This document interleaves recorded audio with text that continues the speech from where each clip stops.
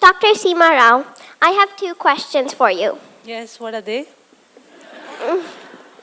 Number 1, I'm 8 years old and I've seen many kids being bullied. Okay. I've also experienced it myself. From your story, I know that you were bullied. Can you tell me and all the other kids out there about it? Question number 2. Yeah. Okay. First and foremost, let me say that I'm extremely happy to be here with you wonderful people. And otherwise, my life is all about commando training. I'm India's first and only woman commando trainer. Yes, I train men commandos. And thank you. And I go to the nook and corner of the country. I go to ice-clad mountains, scorching hot deserts, and dense jungles, and I train the commandos. So if you look at me, you'll wonder how I reached commando training. Well, it was not my life's design to be there. We all believe in destiny, so that's what destiny had something else in mind for me.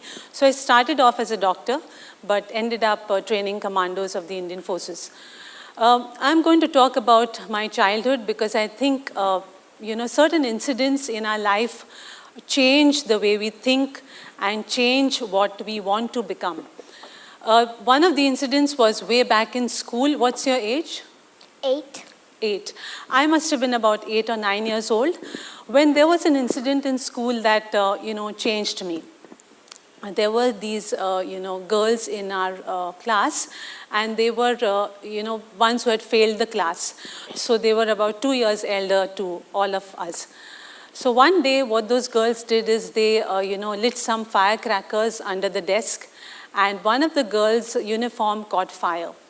And everybody ran helter-skelter, and there was only this girl whose uniform caught fire, and obviously she was hospitalized. And everybody was asked in the class that who was responsible for this. Nobody owned up. Now, the thing is that I am also the daughter of a freedom fighter. I was very close to my father. So I think a certain degree of righteousness is, what I had inside me, which I realized when this incident happened, and, I realized that I was the only one to tell, the staff, the teachers, that it was these girls who were responsible for that incident. Nobody else said anything, but I was the only one. I was afraid, there's no doubt about that, but somewhere I thought it was just unjust, and I thought that, people who are responsible for doing harm to somebody else should be taken to task. So that was what happened then, and of course I paid the price for that because, about a few days later, my exams were around the corner. Those girls were taken to task and they were punished. So they had to get back. So one day when the school left and we were all leaving the classroom, I was the last one to get out. And these girls cornered me in the corridor. They caught hold of my hands. They pulled my bag. They removed my journal and they tore it to pieces in front of my eyes. Now, when you're the studious type and you see your journal being torn and the exam round the corner and you know that it's going to cost you your marks. So I looked at them with disbelief, tears in my eyes, and I couldn't do anything about that. And I still remember that helplessness that I felt at that time. Years later, I would like to tell you about another incident, but this was, when I was about 17 or 18 years old. So I met this young Dr. Male. He was into martial art, and then that's when I realized that if I had to change from weakness to strength, then this was one way I could do that. So I started learning from him, and there was this incident which again changed me forever. We used to live in Chowpatty, very close by, so we used to go to the beach and we used to practice martial art. Let me say that we are a very, very bonded couple. In fact, in the forces, people call us the ideal buddy pair. The ideal buddy pair is a concept where two people are that close that I can trust my back and that nobody is going to shoot from there because of him, and the same with him. So coming back to the story, so we were training over there on the beach, and it was about 9 o'clock in the morning. It was a hot, sunny day. And the beach was getting empty. It was time for us to go back. When suddenly there were a group of these, rack pickers who were passing by. And they happened to look down and see what we were doing. And they started passing lewd, demeaning remarks at me.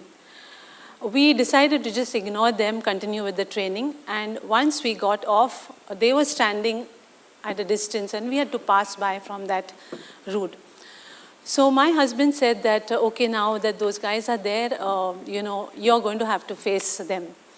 And saying this, he moved out of that place. I think that was very important. I thank him for that, because I think that day I decided, or I learned to fight my own battles. As I walked towards them, I was very scared, so I decided that maybe I'll just walk across and finish with the whole thing. And suddenly one of the guys came and stood in front of me. I was looking down and he was in front of me. I moved to the left, he moved in front of me. I moved to the right, he moved in front of me again.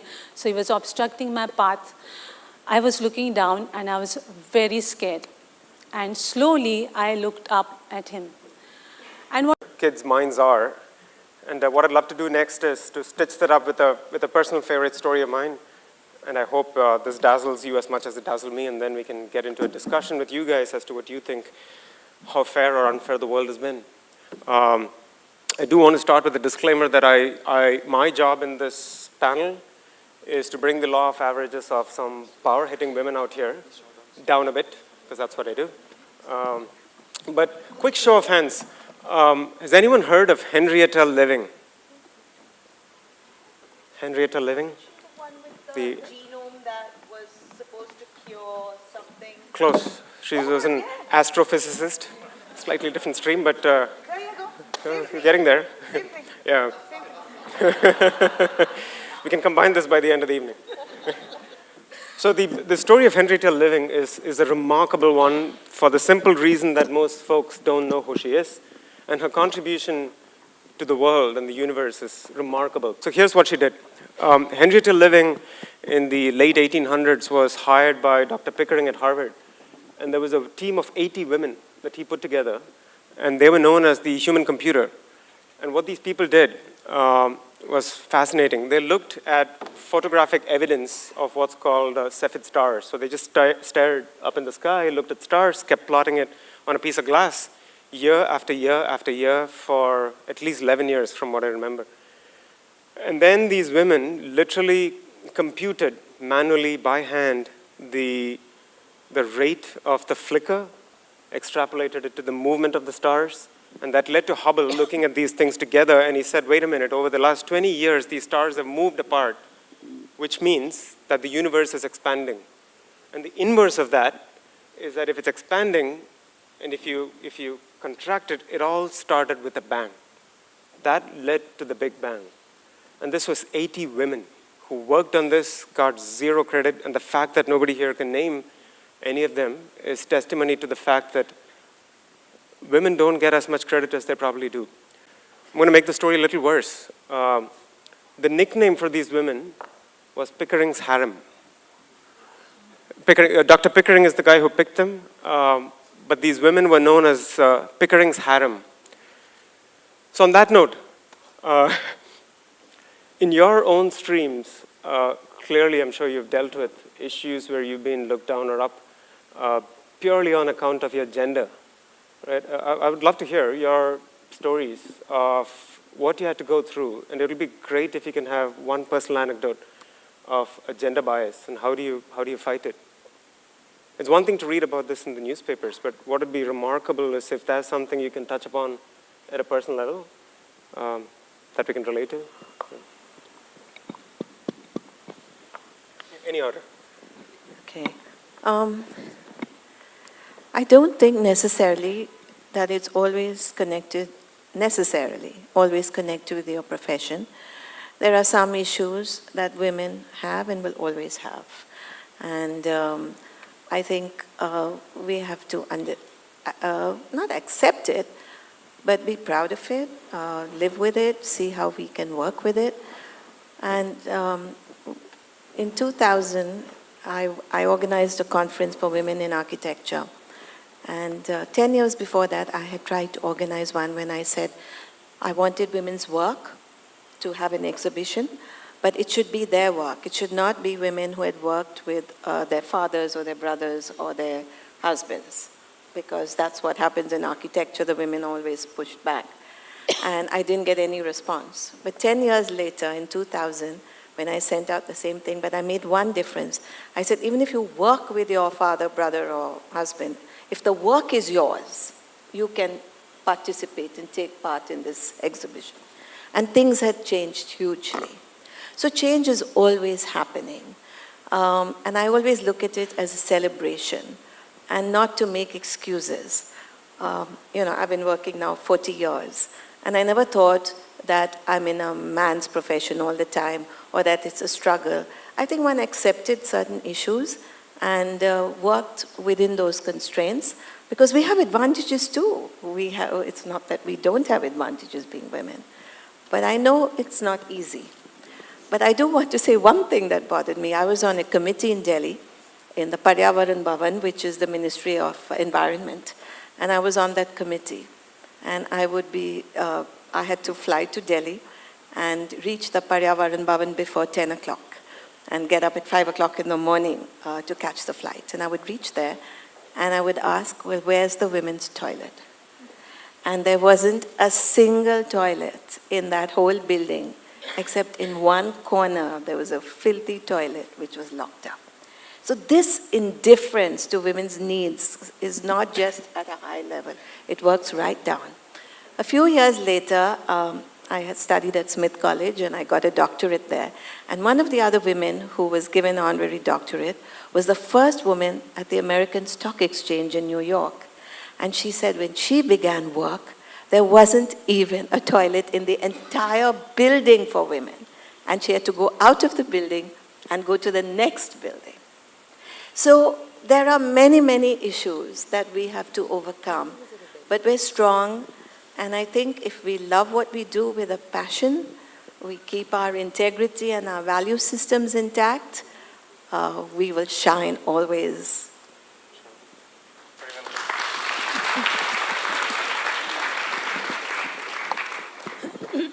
Well, mine is, physical. I have to say that I've never really experienced it, but maybe now when I think about it, maybe it's the way that I was brought up. It never sort of, I didn't look at it through that lens ever. So maybe there have been instances where I have faced that sort of discrimination of male versus female, girl, boy, but maybe I just didn't register it because that's not the way. I've grown up in a family, there's just me and my sister, we're two girls, and we were never made to feel like we cannot accomplish something because we're girls. I started playing badminton at a very young age. Girls and boys traveled together, we played together, we stayed in dormitories together. We had the same issues of like not having toilets or not having, water to shower. So the issues in that sense have been the same. Again, maybe if I think of it, maybe the prize money that the guys got was a little more than what the girls get. Today in film, there's no lack of opportunity. Sure, in the kind of films that we've made, maybe say a couple of years ago, and the place of a woman in a film versus how those roles have changed today are very different. And of course the pay, which is again something that, I'd like to speak for myself and say that for myself, I think I've been able to bridge that gap in terms of what my male contemporaries are getting versus what I'm getting paid. There was a recent incident where a director offered us a film and said, creatively I liked it. And then it came to sort of talking about the monies, and I said, okay, so this is what I would charge. And it kind of went back and forth where he came back and said, actually, we won't be able to afford this because we have to accommodate the male, So I said, okay, then tata, goodbye, because I know my track record, I know what I'm worth. I know that his films haven't been doing as well as my films have been doing. So it made absolutely no sense. So I was okay to say no to that film based on that one thing, because I just thought it was unfair. And I'm ready today to take those steps or measures or decisions for myself, because I'm going to be able to sleep peacefully at night. I don't think I'd be able to live with that sort of thought, knowing that I've been a part of a film, had the same sort of creative contribution, or bringing the same sort of value to a film, but being underpaid. I was not okay with that. So I think some of those instances, but I think broadly, I've never been made to feel less or not being able to achieve something because of being a woman. If I may just say one thing here, since Deepika said that, we did a survey of women and successful women, and I also have just one sister. We're just two girls in the family. And strangely enough, they found where there were only daughters, the confidence level was different than when there were sons as well in those families, at least maybe a generation before. So that's interesting. That's a great insight. Before we go to Aditi, there's a beautiful research. There's a beautiful research by Gina Davis about I forget what the technical term is, the extras in the movie. Over a span of about 800 Hollywood films, turns out that 90% of the background extras are male. So to your point of subconscious conditioning as to what one sees on screen and what goes on literally in the background.